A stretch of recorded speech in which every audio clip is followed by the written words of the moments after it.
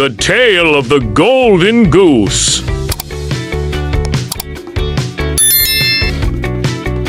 एक वक्त की बात है कि एक छोटे से गांव में, जहां सरसब्ज मैदान और साफ शफाफ नदियों का मंजर था, एक मेहनती किसान अली और उसकी बहन फातिमा रहते थे। वो दोनों दिल से अच्छे और मेहनती थे, मगर उनकी जिंदगी जिदोजहद से भरी हुई थी। हर सुबह अली अपने खेतों की तरफ चल पड़ता, जबकि फातिमा अपने छोटे से हंसों और मुर्गियों के रेवड़ की देखभाल करती।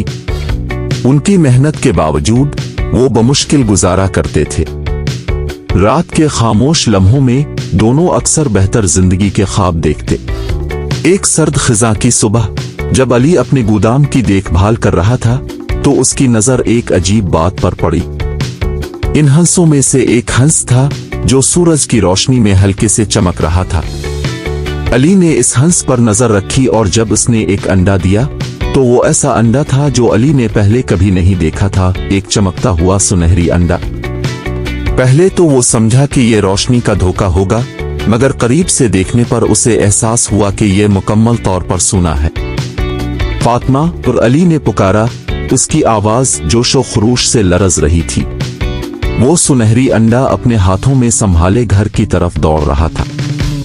फातिमा की आंखें हैरत से फटी की फटी रह गईं। ये तो मौजिज़ा है, वो हैरत से कहने लगी। हमें इस हंस का बहुत ख्याल रखना चाहिए, ये हमारी जिंदगी बदल सकता है। चुनांचे दोनों ने इस हंस का बहुत ख्याल रखा। हंस अपने जादुई असर से हर रोज एक सुनहरी अंडा देता। अली और फातिमा ने इन अंडों को बाजार में बेचना शुरू किया और जल्द ही एक छोटी सी दौलत जमा कर ली। उनका सादा सा घर बदल गया। उन्होंने अच्छे फर्नीचर खरीदे, खूबसूरत कपड़े पहने और मजेदार खाने खाए। गांव वाले उनकी नई दौलत पर हैरान थे और अली और फातिमा अपनी खुशहाली में मस्त थे। मगर जैसे ही उनकी दौलत में इजाफा हुआ, उनकी ख्वाहिशात भी बढ़ गईं। खास तौर पर फातिमा का लालच बढ़ गया। एक दिन जब वो अपने खूबसूरत घर में बैठे थे, फातिमा ने अली से कहा, हमें रोजाना एक अंडे का इंतजार क्यों करना चाहिए? अगर हम सारे सोने को एक साथ हासिल कर सकें तो कितने अमीर हो जाएंगे। अली ने हिचकिचाते हुए कहा, मगर यह हंस हम पर बड़ा मेहरबान रहा है, अगर कुछ गलत हो गया तो? बेवकूफी की बातें कर रहे हो, फातिमा ने तेज आवाज में कहा, यह हमारा मौका है दुनिया के सबसे अमीर लोग बनने का, हम उसे जाया नहीं कर सकते। अली ने अपने दिल की बात को नजरअंदाज करते हुए इसकी बात पर इत्तेफाक किया। अगली सुबह उनकी लालच ने उनके दिलों को धकेल दिया और उन्होंने इस जादुई हंस को मार दिया, ये उम्मीद करते हुए कि इसके अंदर सोना और खजाना होगा। मगर जब उन्होंने हंस की जान ली, तो उनके लिए एक शदीद सदमा था। हंस का जिस्म मामूली था, इसमें कोई सोना या खजाना नहीं था, सिर्फ वो हंस की मुर्दा लाश थी जिसने उनकी जिंदगी बदल दी थी।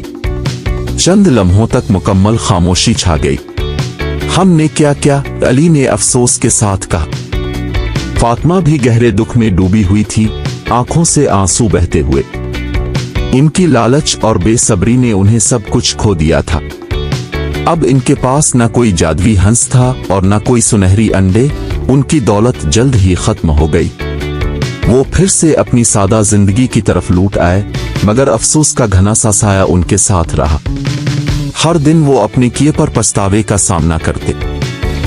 अली, फातिमा और सुनहरी हंस की कहानी पूरे गांव में फैल गई और दूर दूर तक सुनी जाने लगी, एक बेमिसाल सबक के तौर पर। गांव वाले अक्सर बच्चों को ये कहानी सुनाते ताकि वो अपनी नेमतों की कदर करें, सब्र का दामन थामें और लालच के जाल से बचें।